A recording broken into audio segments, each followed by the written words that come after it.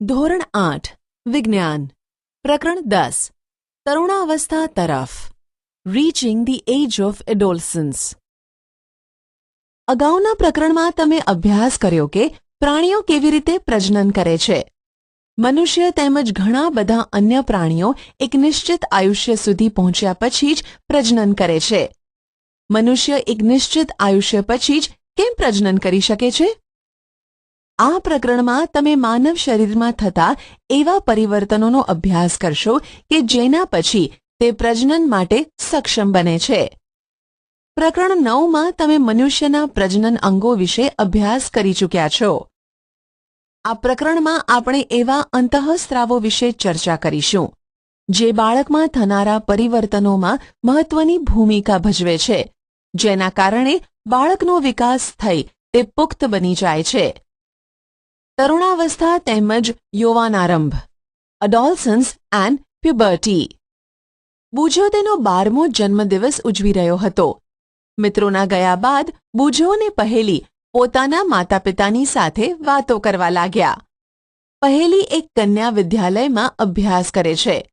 તે હસવા લાગી. તેણે ટિપ્પણી કરી કે બુજોના કેટલાક મિત્રો જેઓને 1 વર્ષ બાદ મળી હતી તેઓની ઊંચાઈ એકાએક વધી ગઈ હતી. તેમાંથી કેટલાકને તો મૂછો ઉગવાથી કાર્ટૂન જેવા દેખાતા હતા. તેની માતાએ તેને સમજાવ્યું કે છોકરાઓ મોટા થઈ ગયા છે. જન્મના સમયથી જ વૃદ્ધિ ચાલુ થઈ જાય છે, પરંતુ 10 કે 11 વર્ષના આયુષ્ય પછી વૃદ્ધિમાં એકાએક ઝડપ આવી જાય છે. વૃદ્ધિ દેખાવા લાગે છે. શરીરમાં થનારા પરિવર્તન વૃદ્ધિ પ્રક્રિયાનો એક ભાગ છે. તે એ બાબતનો સંકેત છે કે તમે હવે બાળક નથી રહ્યા, પરંતુ તમે પુખ્તાવસ્થામાં પ્રવેશવા તરફ જઈ રહ્યા છો. શરીરમાં જોવા મળતા આ પરિવર્તનની સમયમર્યાદા ક્યાં સુધીની હોય છે? જીવનનો આ અલગ જ પડાવ છે જેમાં તમે બાળક પણ નથી રહ્યા અને પુખ્ત પણ નથી. હું જિજ્ઞાસુ છું કે શું બાલ્યકાળ અને પુખ્તાવસ્થાની મધ્યની આ અવસ્થાનું કોઈ વિશેષ નામ છે? વૃદ્ધિ એક કુદરતી પ્રક્રિયા છે. જીવનકાળની આ અવસ્થામાં શરીરમાં એવા પરિવર્તન થઈને પ્રજનનની પરિપક્વતા પ્રાપ્ત થાય છે, જેને તરુણાવસ્થા અડોલસન્સ કહેવાય છે. તરુણાવસ્થા લગભગ 11 વર્ષની ઉંમરથી પ્રારંભ થઈને 18 અથવા 19 વર્ષની ઉંમર સુધી રહે છે. આ અવધિ તરુણ એટલે કે ટીન્સ 13 થી 18 કે 19 સુધીની ઉંમર કહેવાતી હોવાથી તે અવસ્થાના બાળકોને તરુણો એટલે કે ટીનએજર્સ પણ કહેવામાં આવે છે. છોકરીઓમાં આ અવસ્થા છોકરાઓની સાપેક્ષે 1 કે 2 વર્ષ પહેલાં જ પ્રારંભ થઈ જાય છે. તરુણાવસ્થાની અવધિ વ્યક્તિઓમાં જુદી જુદી હોય છે. તરુણાવસ્થા દરમિયાન મનુષ્યના શરીરમાં અનેક બદલાવ આવે છે. આ બદલાવ યૌવનારંભનો એટલે કે પ્યુબર્ટી સંકેત છે. તેમાંથી સૌથી મહત્વનું પરિવર્તન છે છોકરા તેમજ છોકરીઓમાં પ્રજનન ક્ષમતાનો વિકાસ. તરુણોમાં પ્રજનન પરિપક્વતાની સાથે જ યૌવનારંભ સમાપ્ત થઈ જાય છે. યૌવનારંભમાં થતા ફેરફાર ચેન્જીસ એટ પ્યુબર્ટી. ઊંચાઈમાં વધારો ઇન્ક્રીઝ ઇન હાઇટ. ઊંચાઈમાં એકાએક વધારો યૌવનારંભ દરમિયાન થતો સૌથી મોટો દેખીતો બદલાવ છે. આ સમયે શરીરના લાંબા હાડકાઓ તેમજ હાથ અને પગના હાડકાઓની લંબાઈમાં વધારો થાય છે, જે વ્યક્તિને ઊંચો બનાવે છે. શરૂઆતમાં છોકરીઓ છોકરાઓની સરખામણીમાં વધારે ઝડપથી વધે છે, પરંતુ લગભગ 18 વર્ષની ઉંમર સુધી બંને પોતાની મહત્તમ ઊંચાઈ પ્રાપ્ત કરી લે છે. અલગ અલગ વ્યક્તિઓની ઊંચાઈમાં વૃદ્ધિનો દર પણ જુદો જુદો હોય છે. કેટલાક યૌવનારંભમાં તીવ્ર ગતિથી વધે છે તથા ત્યાર પછી તેની ગતિ ધીમી પડી જાય છે, જ્યારે કેટલાક ધીરે ધીરે વૃદ્ધિ પામે છે. હું ચિંતિત છું. હું ઊંચી થઈ ગઈ છું, પરંતુ શરીરની તુલનામાં મારો ચહેરો નાનો દેખાય છે. પહેલીએ ચિંતા કરવાની કોઈ જરૂર નથી. શરીરના બધા અંગો સમાન દરે વૃદ્ધિ નથી કરી શકતા. ક્યારેક ક્યારેક તરુણોના હાથ અથવા પગ શરીરની અન્ય અંગોની સાપેક્ષે મોટા દેખાય છે, પરંતુ બીજા અન્ય ભાગો પણ ઝડપથી વૃદ્ધિ કરીને શારીરિક પ્રમાણને સંતુલિત કરે છે. પરિણામે શરીર સુડોળ થઈ જાય છે. તમે નોંધ્યું હશે કે કોઈ વ્યક્તિની ઊંચાઈ તેના પરિવારના કોઈને કોઈક સભ્યો સાથે લગભગ સમાન હોય છે. તેનું કારણ એ છે કે ઊંચાઈ માતા પિતા દ્વારા પ્રાપ્ત જનીન પર આધાર રાખે છે. પરંતુ વૃદ્ધિના આ વર્ષોમાં ઉચિત પ્રકારનો સંતુલિત આહાર આવશ્યક છે. તે હાડકાઓ, સ્નાયુઓ તેમજ શરીરના અન્ય ભાગોને યોગ્ય રીતે વૃદ્ધિ કરવા માટે પર્યાપ્ત પોષણ પૂરું પાડવામાં મદદ કરે છે. તમે તરુણની પોષણ આવશ્યકતાઓના વિષયમાં આ પ્રકરણમાં આગળ અભ્યાસ કરશો. પ્રવૃત્તિ 10.1 નીચે આપેલા ચાર્ટમાં છોકરા અને છોકરીઓની ઉંમરની સાથે ઊંચાઈમાં થતા વધારાની ટકાવારીને દર્શાવવામાં આવેલ છે. કોલમ 2 અને કોલમ 3માં વ્યક્તિની ઊંચાઈને ટકાવારીમાં દર્શાવવામાં આવેલ છે, જે કોઈ નિશ્ચિત ઉંમરે પહોંચવાથી પ્રાપ્ત થાય છે. ઉંમરને કોલમ 1માં દર્શાવવામાં આવેલ છે. ઉદાહરણ સ્વરૂપે 11 વર્ષની ઉંમરે એક છોકરો તેની પૂર્ણ ઊંચાઈના 81% ઊંચાઈ પ્રાપ્ત કરી લે છે, જ્યારે એક છોકરી તેની પૂર્ણ ઊંચાઈના 88% ઊંચાઈ પ્રાપ્ત કરે છે. આપેલા આંકડા માત્ર નમૂનારૂપ છે, જે જુદી વ્યક્તિઓમાં જુદા પણ હોઈ શકે છે.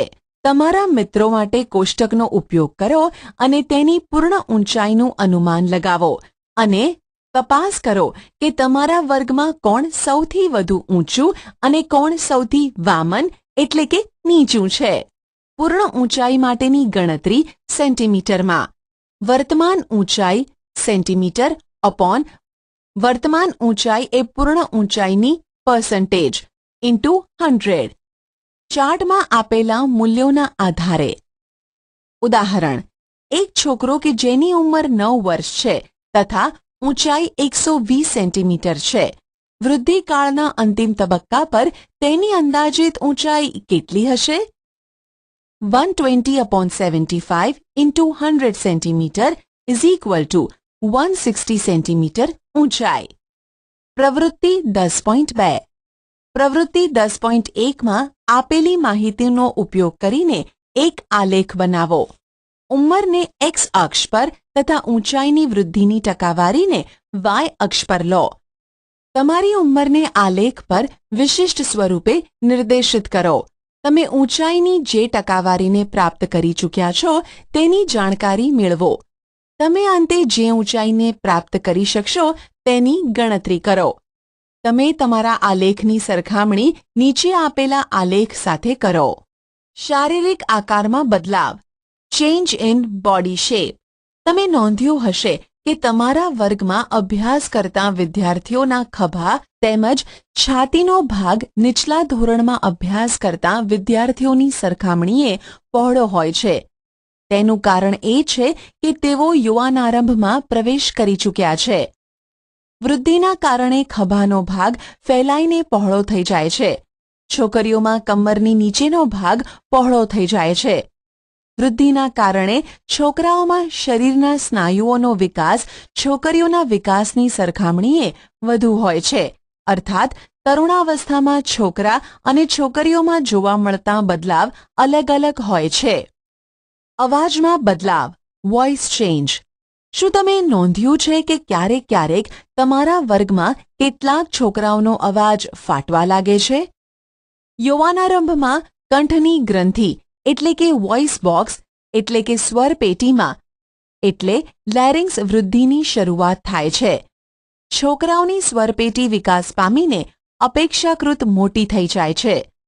છોકરાઓમાં મોટી થયેલી સ્વરપેટી ગળાના ભાગમાં બહારની તરફ ઉપસી આવે છે, જેને કંઠમણી એટલે કે એડમ્સ એપલ કહે છે. છોકરીઓમાં સ્વરપેટી તેના નાના કદને લીધે માંડ દેખાતી હોય છે. સામાન્ય રીતે છોકરીઓનો અવાજ ઊંચો અને તીણો હોય છે, જ્યારે છોકરાઓનો અવાજ ભારે હોય છે.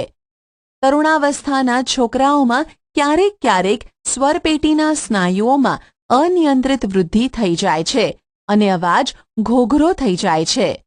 આ સ્થિતિ કેટલાક દિવસો અથવા કેટલાક અઠવાડિયા સુધી રહે છે, જેના પછી અવાજ સામાન્ય થઈ જાય છે. મારા અનેક સહપાઠીઓનો અવાજ ઘોઘરો છે. હવે હું જાણી ચૂક્યો છું કે આવો અવાજ કેમ હોય છે. પ્રસ્વેદ અને તૈલી ગ્રંથિઓની ક્રિયાશીલતામાં વધારો. Increased activity of sweat and sebaceous glands. પ્રસ્વેદ અને તૈલી ગ્રંથિઓનો સ્ત્રાવ તરુણાવસ્થામાં વધી જાય છે. આ ગ્રંથિઓની વધારે પડતી ક્રિયાશીલતાને કારણે કેટલીક વ્યક્તિઓના ચહેરા પર ફોડલીઓ અને ખીલ વગેરે થઈ જાય છે. પ્રસ્વેદ ગ્રંથિઓ, તૈલ ગ્રંથિઓ તથા લાળ ગ્રંથિઓ જેવી કેટલીક ગ્રંથિઓ પોતાનો સ્ત્રાવ વાહિનીઓ દ્વારા કરે છે. અંતઃસ્ત્રાવી ગ્રંથિઓ અંતઃસ્ત્રાવોને સીધા રુધિર પ્રવાહમાં મુક્ત કરે છે.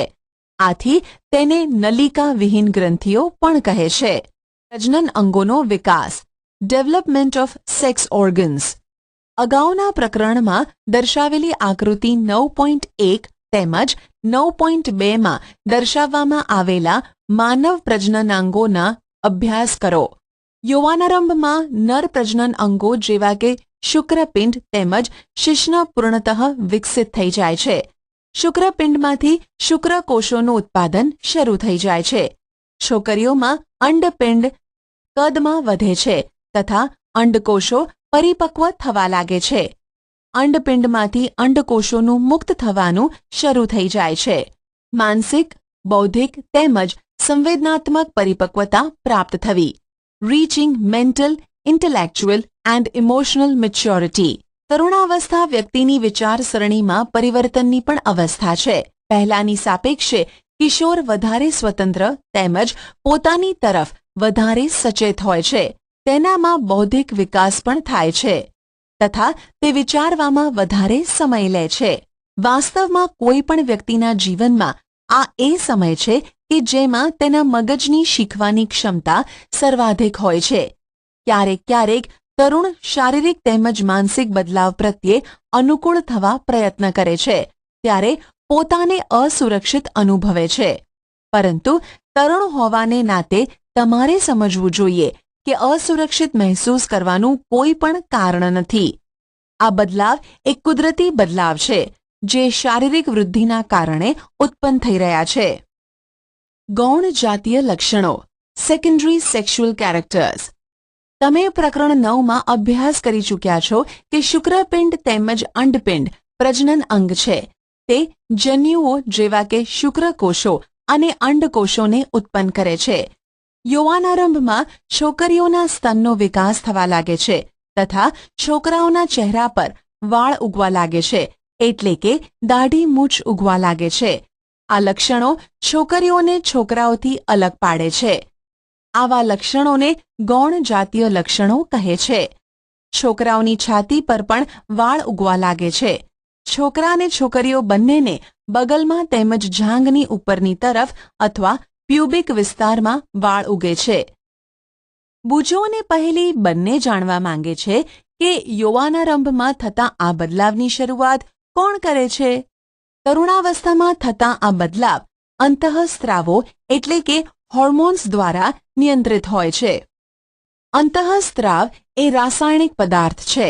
તે અંતઃસ્ત્રાવી ગ્રંથિઓ એટલે કે એન્ડોક્રાઇન ગ્લેન્ડ્સ અથવા અંતઃસ્ત્રાવી તંત્રો દ્વારા ઉત્પન્ન કરવામાં આવે છે. યૌવનારંભની સાથે જ શુક્રપિંડ નર અંતઃસ્ત્રાવ અથવા ટેસ્ટોસ્ટેરોનનું નિર્માણ ચાલુ કરી દે છે. આ અંતઃસ્ત્રાવ છોકરાઓમાં બદલાવનું કારણ છે, જેના વિશે તમે હમણાં જ અભ્યાસ કર્યો છે. ઉદાહરણ તરીકે ચહેરા પર વાળ ઉગવા. છોકરીઓમાં યૌવનારંભની સાથે અંડપિંડ માદા અંતઃસ્ત્રાવ અથવા ઇસ્ટ્રોજન ઉત્પન્ન કરવાનું શરૂ કરી દે છે, જેનાથી સ્તન વિકસિત થઈ જાય છે. દૂધસ્ત્રાવી ગ્રંથિઓ સ્તનની અંદર વિકસિત થઈ જાય છે. આ અંતઃસ્ત્રાવોના ઉત્પાદનનું નિયંત્રણ એક અન્ય અંતઃસ્ત્રાવ દ્વારા થાય છે, જે પિટ્યુટરી ગ્રંથિમાંથી ઉત્પન્ન થાય છે. પ્રજનનિક કાર્યોની શરૂઆત કરવામાં અંતઃસ્ત્રાવોનો ફાળો. Role of hormones in initiating reproductive function. અંતઃસ્ત્રાવી ગ્રંથિઓ અંતઃસ્ત્રાવને રુધિરમાં સીધા જ ઠાલવે છે, જેનાથી તે શરીરના વિશિષ્ટ ભાગ અથવા લક્ષ્યાંક સ્થળ સુધી પહોંચી શકે. લક્ષ્યાંક સ્થળ અંતઃસ્ત્રાવ સાથે પ્રતિક્રિયા કરે છે. આપણા શરીરમાં અનેક અંતઃસ્ત્રાવી ગ્રંથિઓ કે નલિકાવિહીન ગ્રંથિઓ છે. શુક્રપિંડ તેમજ અંડપિંડ જાતીય અંતઃસ્ત્રાવોને ઉત્પન્ન કરે છે.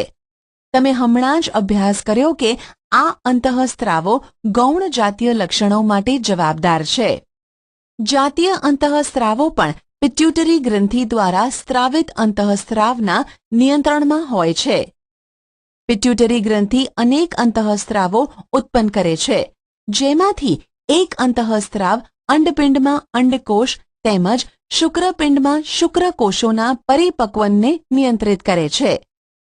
પિટ્યુટરી ગ્રંથિમાંથી સ્ત્રાવિત અંતઃસ્ત્રાવ પ્રજનન અંગોને ટેસ્ટેસ્ટરોન નરમાં તથા ઇસ્ટ્રોજોન માદામાં ઉત્પન્ન કરવા માટે પ્રેરિત કરે છે. રુધિર પ્રવાહમાં મુક્ત થાય છે તથા શરીરના વિભિન્ન ભાગો એટલે કે લક્ષ્યાંક સ્થળ સુધી પહોંચે છે. યૌવનારંભ દરમિયાન શરીરમાં પરિવર્તનોને ઉત્તેજિત કરે છે.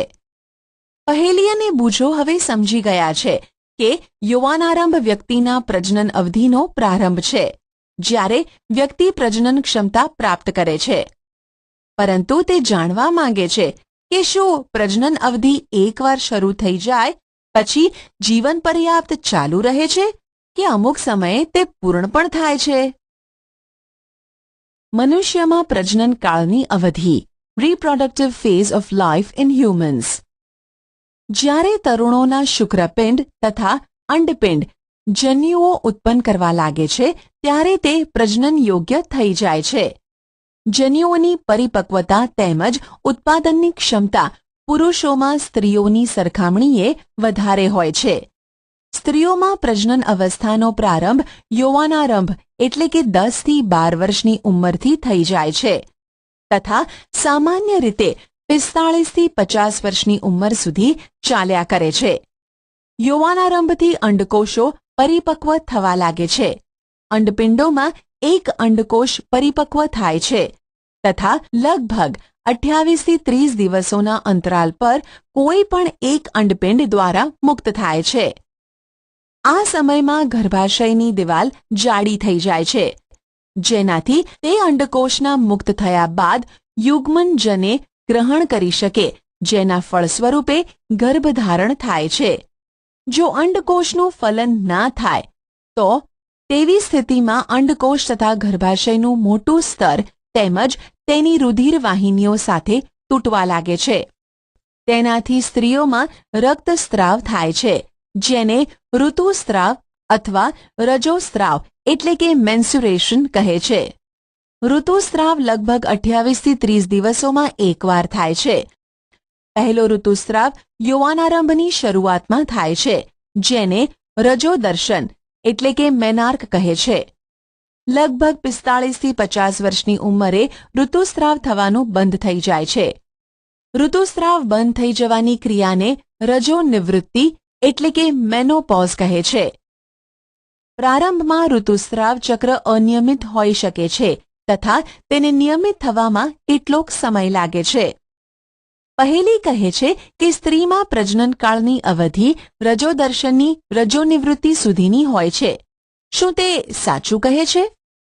ઋતુસ્રાવ ચક્રનું નિયંત્રણ અંતઃસ્ત્રાવો દ્વારા થાય છે. આ ચક્રમાં અંડકોષનું પરિપક્વ થવું, તેનું મુક્ત થવું એટલે કે અંડપાત, ગર્ભાશયની દિવાલનું જાડું થવું તેમજ ફલન ન થવું જેવી સ્થિતિમાં તેનું તૂટવું વગેરે તેમાં સામેલ છે. જો અંડકોષનું ફલન થઈ જાય છે તો તે વિભાજન કરે છે તથા ગર્ભાશયમાં વિકાસ થવા માટે સ્થાપિત થાય છે, જેનો તમે અગાઉના પ્રકરણ 9માં અભ્યાસ કર્યો છે. સંતતિનું લિંગ નિશ્ચયન કેવી રીતે થાય છે? How is the sex of the baby determined? મેં મારી મમ્મી અને મારી કાકીને વાત કરતા સાંભળ્યા છે કે મારી પિતરાઈ બહેનને બાળક આવવાનું છે. તે છોકરાને જન્મ આપશે કે છોકરીને જન્મ આપશે તેની ચર્ચા તેઓ કરતા હતા. મને એ જાણવાની ઉત્સુકતા છે કે એ નક્કી કેવી રીતે થાય છે કે ફલિત અંડકોષ છોકરા તરીકે વિકસિત થશે કે છોકરી તરીકે? છોકરો કે છોકરી, બોય ઓર ગર્લ. ફલિત અંડકોશ અથવા યુગ્મનજમાં જ જન્મ લેનાર બાળકના લિંગ નિશ્ચયન માટેનો સંદેશ હોય છે. આ સંદેશ ફલિત અંડકોશમાં દોરી જેવી સંરચના અથવા રંગસૂત્રો એટલે કે ક્રોમોઝોમ્સમાં હાજર હોય છે. પ્રકરણ 8 ને યાદ કરો.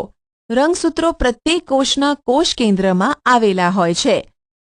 બધા જ મનુષ્યોના કોષોના કોષ કેન્દ્રમાં 23 જોડ રંગસૂત્રો આવેલા હોય છે. તેમાંથી 2 રંગસૂત્ર એટલે કે એક જોડ લિંગી રંગસૂત્રો હોય છે, જેને X તેમજ Y રંગસૂત્ર કહે છે. સ્ત્રીઓમાં 2 X રંગસૂત્રો આવેલા હોય છે, જ્યારે પુરુષમાં એક X રંગસૂત્ર તથા એક Y રંગસૂત્ર આવેલ હોય છે. જનન કોષો એટલે કે શુક્રકોષ અથવા અંડકોષમાં રંગસૂત્રોની એક જોડ હોય છે. અફલિત અંડકોષમાં હંમેશા એક X રંગસૂત્ર આવેલું હોય છે, પરંતુ શુક્રકોષો 2 પ્રકારના હોય છે, જેમાંથી એક પ્રકારના શુક્રકોષમાં X રંગસૂત્ર તેમજ બીજા પ્રકારના શુક્રકોષમાં Y રંગસૂત્ર આવેલ હોય છે. આકૃતિ 10.4 ને જુઓ. જ્યારે X રંગસૂત્રવાળો શુક્રકોષ અંડકોષનું ફલન કરે છે તો યુગ્મનજમાં 2 X રંગસૂત્રો થાય છે. તેથી તે માદા શિશુમાં વિકાસ પામે છે. પરંતુ જો અંડકોષનું ફલન કરવાવાળા શુક્રકોષમાં Y રંગસૂત્ર હશે તો તે યુગ્મનજ નર શિશુમાં વિકાસ પામશે. હવે તમે જાણ્યું કે જન્મ પહેલા શિશુના લિંગનું નિશ્ચયન તેના પિતાના લિંગી રંગસૂત્રો દ્વારા કરવામાં આવે છે. એ ધારણા હતી કે બાળકનું લિંગ તેની માતા દ્વારા નક્કી કરવામાં આવે છે તે સંપૂર્ણપણે ખોટી છે અને આ માટે તેને દોષિત માનવી અયોગ્ય છે. લિંગી અંતઃસ્ત્રાવો સિવાય અન્ય અંતઃસ્ત્રાવો. Hormones other than sex hormones. Pituitary ગ્રંથિ દ્વારા સ્ત્રવતા અંતઃસ્ત્રાવો જનનાંગોને અનેક અંતઃસ્ત્રાવો ઉત્પન્ન કરવા માટે ઉત્તેજિત કરે છે. તમે અભ્યાસ કરી ચૂક્યા છો કે પિટ્યુટરી ગ્રંથિ એક અંતઃસ્ત્રાવી ગ્રંથિ છે જે મગજ સાથે જોડાયેલ છે. પિટ્યુટરી ગ્રંથિ શુક્રપિંડ તેમજ અંડપિંડ સિવાય આપણા શરીરમાં થાઇરોઇડ, સ્વાદુપિંડ તેમજ એડ્રિનલ એટલે કે અધિવૃક્ક જેવી કેટલીક અન્ય અંતઃસ્ત્રાવી ગ્રંથિઓ પણ છે. બુજોને પહેલીને યાદ છે જ્યારે તે તેની માસીને ઘરે ગયા હતા જે ડોક્ટર હતા ત્યારે તેમણે ત્યાં કાકા નામના છોકરાને જોયો હતો, જેનું ગળું વધારે પડતું ફૂલેલું હતું. તેમની માસીએ તેમને જણાવ્યું કે કાકા ગોઈટર નામના રોગથી પીડાતો હતો, જે થાઇરોઇડ ગ્રંથિ એટલે કે થાઇરોઇડ ગ્લેન્ડનો રોગ છે. કાકાની થાઇરોઇડ ગ્રંથિ થાઇરોક્સિન અંતઃસ્ત્રાવ ઉત્પન્ન કરતી ન હતી. તેમની માસીએ એ પણ જણાવ્યું કે તેમના માસા મધુપ્રમેહ એટલે કે ડાયાબિટીસથી પીડાય છે, કારણ કે તેમનો સ્વાદુપિંડ ઇન્સ્યુલિન અંતઃસ્ત્રાવ પર્યાપ્ત માત્રામાં ઉત્પન્ન નથી કરતું. બુજો તેમજ પહેલીએ તેમના દવાખાનામાં લટકાવેલા ચાર્ટમાં દર્શાવવામાં આવેલ એડ્રિનલ ગ્રંથિ વિશે પૂછ્યું. તેમની માસીએ તેમને જણાવ્યું કે એડ્રિનલ ગ્રંથિ એવા અંતઃસ્ત્રાવને ઉત્પન્ન કરે છે જે રુધિરમાં ક્ષારની માત્રાને સંતુલનમાં રાખે છે. એડ્રિનલ ગ્રંથિ એડ્રીનાલિન નામનો અંતઃસ્ત્રાવ ઉત્પન્ન કરે છે. એડ્રીનાલિન સ્ત્રાવ ગુસ્સો, ચિંતા તથા ઉત્તેજનાની અવસ્થામાં તણાવની સ્થિતિને નિયંત્રણમાં રાખવાનું કાર્ય કરે છે.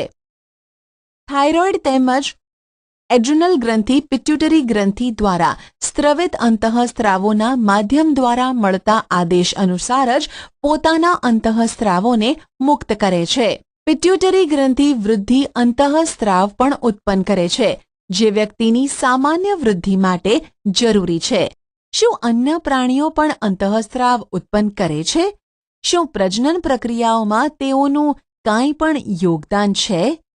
કીટકો અને દેડકામાં જીવનચક્ર પૂર્ણ કરવા માટે અંતઃસ્ત્રાવોનો ફાળો.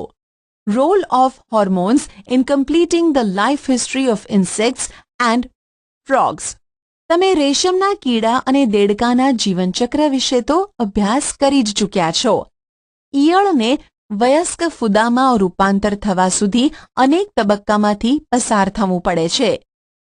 ધોરણ 7માં અભ્યાસ કરેલ રેશમના કીડાના જીવનચક્રને યાદ કરો. તેવા જ પ્રકારે ટેડપોલને પણ પુખ્ત દેડકો બનવા માટે અનેક તબક્કામાંથી પસાર થવું પડે છે. પ્રકરણ 9. લાર્વામાંથી પુખ્ત બનવાના આવા પરિવર્તનને કાયાંતરણ કહે છે. કીટકોમાં કાયાંતરણનું નિયંત્રણ કીટ અંતઃસ્ત્રાવો દ્વારા થાય છે. દેડકામાં થાઇરોઇડ દ્વારા સ્રવિત અંતઃસ્ત્રાવ થાઇરોક્સિન વડે તેનું નિયમન થાય છે. થાઇરોક્સિનના ઉત્પાદન માટે પાણીમાં આયોડિનની હાજરી આવશ્યક હોય છે. ટેડપોલ જે પાણીમાં વૃદ્ધિ કરી રહ્યા હોય તેમાં જો પર્યાપ્ત માત્રામાં આયોડિન ન હોય તો ટેડપોલ પુખ્ત દેડકામાં પરિવર્તિત થતો નથી. જો વ્યક્તિના આહારમાં પર્યાપ્ત આયોડિન ન હોય તો શું તેને થાઇરોક્સિનની ઉણપથી ગોઈટર થઈ જશે? કોઈ સામાયિક અથવા ડોક્ટર પાસેથી માહિતી એકત્રિત કરો અને આયોડિનયુક્ત મીઠાના મહત્વ પર એક નોંધ તૈયાર કરો. તમે તેની જાણકારી ઇન્ટરનેટ દ્વારા પણ મેળવી શકો છો. સ્વાસ્થ્ય હેલ્થ. વ્યક્તિની શારીરિક તેમજ માનસિક તંદુરસ્તી તે વ્યક્તિનું સ્વાસ્થ્ય કહેવાય છે. કોઈ પણ ઉંમરની વ્યક્તિના શરીરને સ્વસ્થ રાખવા માટે તેને સંતુલિત આહારની જરૂરિયાત હોય છે. વ્યક્તિએ પોતાની સ્વચ્છતાનું ધ્યાન રાખવું જોઈએ તેમજ પર્યાપ્ત શારીરિક કસરત પણ કરવી જોઈએ. તરુણાવસ્થામાં જ્યારે શરીર વૃદ્ધિ કરે છે ત્યારે ઉપરની બાબત અત્યંત આવશ્યક થઈ જાય છે. તરુણની પોષણ આવશ્યકતાઓ ન્યુટ્રિશનલ નીડ્સ ઓફ ધી એડોલસન્સ. તરુણાવસ્થા તીવ્ર વૃદ્ધિ તેમજ વિકાસની અવસ્થા છે. આથી કોઈ પણ તરુણના આહારનું આયોજન અત્યંત કાળજીપૂર્વક કરવું જોઈએ. તમે અભ્યાસ કરી ચૂક્યા છો કે સંતુલિત આહાર એટલે કે બેલેન્સ ડાયટ શું છે. યાદ કરો કે સંતુલિત આહારનો અર્થ એ છે કે ખોરાકમાં પ્રોટીન, કાર્બોદિત, ચરબી એટલે કે ફેટ, વિટામિન તેમજ ખનિજ ક્ષારોની પર્યાપ્ત માત્રામાં હાજરી. આપણું ભારતીય ભોજન જેમાં રોટલી, ભાત, દાળ તેમજ શાકભાજી હોય છે તે એક સંતુલિત આહાર છે. દૂધ પોતે જ એક સંતુલિત આહાર છે. ફળ પણ આપણને પોષણ આપે છે. શિશુઓને માતાના દૂધમાંથી સંપૂર્ણ પોષણ પ્રાપ્ત થાય છે જેની તેઓને જરૂરિયાત હોય છે. લોહ તત્વ એટલે કે આયન રુધિરનું નિર્માણ કરે છે તથા લોહથી ભરપૂર ખોરાક જેવા કે લીલા પાંદડાવાળા શાકભાજી, ગોળ, માંસ, સંતરા, આમળા વગેરે કિશોરો માટે સારા છે. તમારા બપોરના તથા રાત્રિના ભોજનના ખાદ્ય પદાર્થોની તપાસ કરો. શું ભોજન સંતુલિત તેમજ પોષક છે? શું તેમાં એવા ખાદ્ય પદાર્થો સામેલ છે જે ઊર્જા પ્રદાન કરે છે તથા શું તેમાં દૂધ, માંસ, ધાન્યો તેમજ કઠોળ સમાવિષ્ટ છે જે વૃદ્ધિ માટે પ્રોટીન પ્રદાન કરે છે? શું તેમાં ચરબી તેમજ શર્કરા પણ સામેલ છે જે ઊર્જા પ્રદાન કરે છે? ફળ અને શાકભાજી વિશે શું ખ્યાલ છે જે રક્ષણાત્મક ખોરાક છે? ચિપ્સ તથા પેકિંગ ફૂડ અથવા ડબ્બામાં બંધ ખોરાક સ્વાદિષ્ટ હોય છે પરંતુ તેને નિયમિત ભોજનના ભોગે ન ખાવા જોઈએ કારણ કે તેમાં પોષણ માત્રા પર્યાપ્ત હોતી નથી. પ્રવૃત્તિ 10.4. તમારા મિત્રોનું એક જૂથ બનાવો. એવા ખાદ્ય પદાર્થોના નામ લખો જે તમે ગઈકાલે નાસ્તામાં, બપોરે કે પછી સાંજના ભોજનમાં ખાધા હોય. એવા ખાદ્ય પદાર્થોની ઓળખ મેળવો કે જે ચોક્કસ વૃદ્ધિ માટે જવાબદાર હોય. જંક ફૂડને પણ ઓળખો કે જે તમે ગઈકાલે ખાધા હોય. પ્રવૃત્તિ 10.5. આકૃતિ 10.6 માંથી પ્રેરણા લઈ ચાર્ટ અથવા પોસ્ટર બનાવો અને તમારા વર્ગમાં ચોંટાડો જેનાથી તમે કિશોરના આહાર પ્રત્યેની આવશ્યકતાઓથી સચેત રહો. તેના માટે તમે તમારી રચનાત્મક શક્તિનો ઉપયોગ કરી તેને વિજ્ઞાપન સ્વરૂપે પણ પ્રદર્શિત કરી શકો છો. તમે આ વિષય પર સ્પર્ધાનું પણ આયોજન કરી શકો છો. વ્યક્તિગત સ્વચ્છતા પર્સનલ હાઇજીન. પ્રત્યેક વ્યક્તિએ દરરોજ સ્નાન કરવું જોઈએ.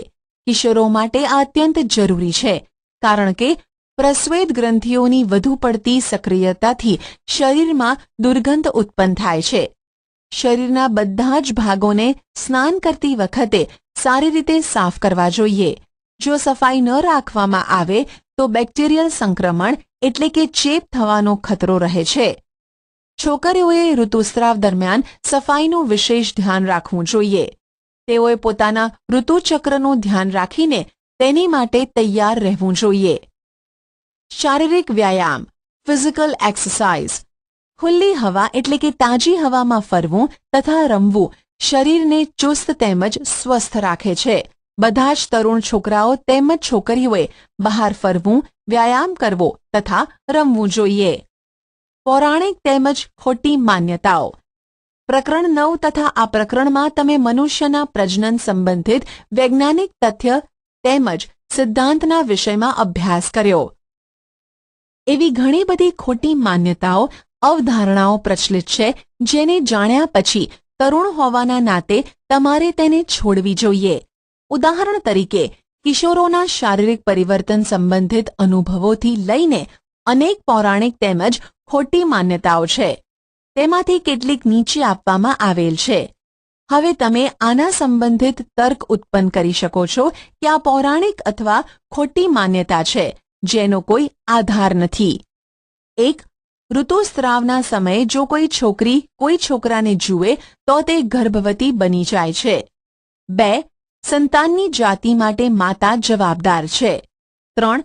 ઋતુસ્રાવની અવસ્થામાં છોકરીનું રસોડામાં કામ કરવું નિષેધ છે.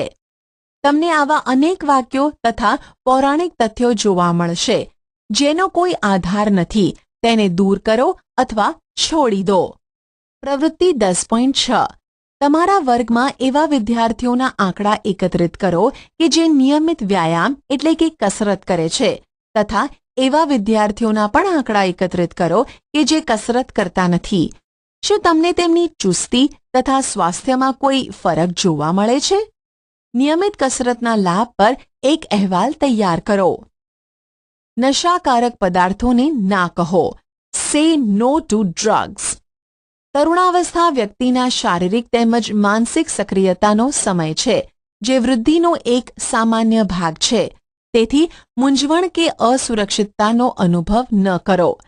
જ્યાં સુધી કોઈ દવા ડોક્ટર દ્વારા આપવામાં આવેલી ન હોય ત્યાં સુધી કોઈ પણ વ્યક્તિ એવું કહે કે આ ડ્રગ્સ એટલે કે નશાકારક દવાના સેવનથી સારું લાગશે કે તણાવ મુક્ત અનુભવશો તો પણ તે દવા ન લેવી જોઈએ. ડ્રગ્સ નશાકારક પદાર્થ છે જેની ટેવ પડી જાય છે. જો તમે તેનું સેવન એકવાર કરો છો તો તમને સતત લેવાની ઈચ્છા થાય છે, પરંતુ આગળ જતા તે હાનિકારક છે જે સ્વાસ્થ્ય તેમજ ખુશી બંનેને બરબાદ કરી દે છે. તમે એઇડ્સના વિશે તો ચોક્કસ સાંભળ્યું હશે જે HIV નામના ખતરનાક વાયરસ દ્વારા થાય છે. આ વાયરસ એક રોગગ્રસ્ત વ્યક્તિથી સ્વસ્થ વ્યક્તિમાં ડ્રગ્સના ઉપયોગ કરવાવાળી સિરિંજ દ્વારા પણ થઈ શકે છે. વાયરસનું સંક્રમણ બીજા માધ્યમ જેવા કે પીડિત એટલે કે રોગી માતા દ્વારા સંતાનમાં દૂધ દ્વારા થઈ શકે છે. HIVથી પીડાતા વ્યક્તિની સાથે જાતીય સંપર્ક બનાવવાથી પણ આ રોગ ફેલાઈ શકે છે.